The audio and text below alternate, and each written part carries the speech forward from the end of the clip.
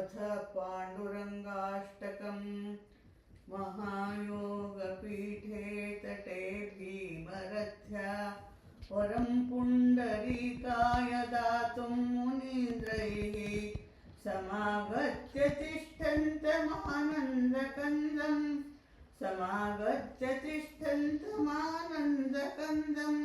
परब्रह्मलिङ्गं भजे पाण्डुरङ्गं परब्रह्मलिङ्गं भजे पाण्डुरङ्गं तडिद्वाससं नीलमेघावभासं रमामन्दिरं सुन्दरं चित्प्रकाशं वरं त्रिष्टिकायां समन्यस्तपादं परब्रह्मलिङ्गं भजे पाण्डुरङ्गं परब्रह्मलिङ्गं भजे पाण्डुरङ्गं प्रमाणं भवाब्धेरिदं मामकानां नितम्बकराभ्यां धृतो येन तस्मात् विधातुर्वसत्ते धृतो नाभिकोशः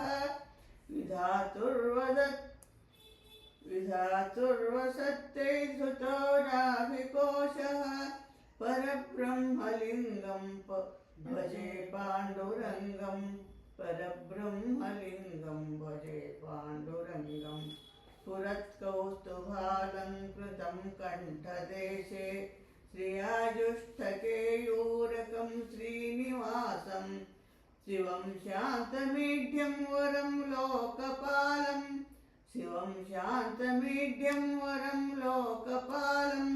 परब्रह्मलिङ्गं भजे पाण्डुरङ्गं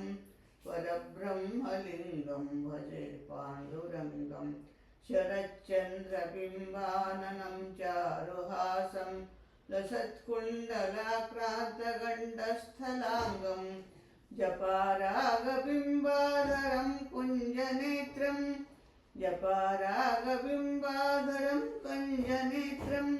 परब्रह्मलिङ्गं भजे पाण्डुरङ्गं परब्रह्मलिङ्गं भजे पाण्डुरङ्गं किरीटोज्ज्वलः सर्वदिग्भ्रान्तभागं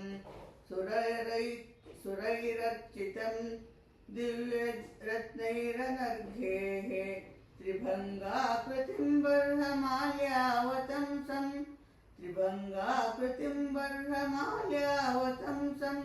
परब्रह्मलिङ्गं भजे पाण्डुरङ्गं परब्रह्मलिङ्गं भजे पाण्डुरङ्गं विभुं वेणनादं चरन्तं दुरन्तं स्वयं लीलया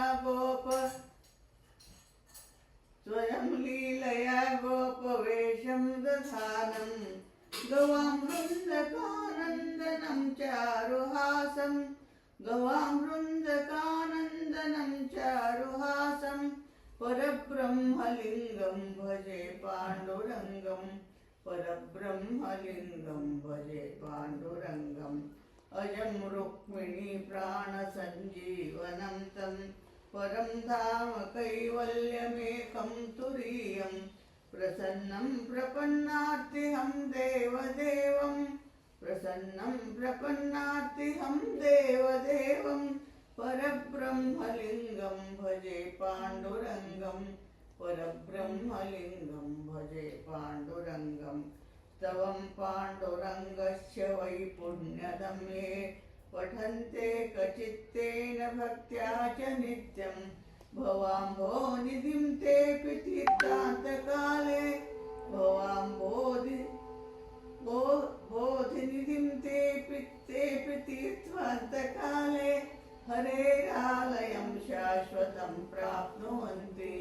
हरेरालयं शाश्वतं प्राप्नुवन्ति हरेरालयं शाश्वतं प्राप्नुवन्ति।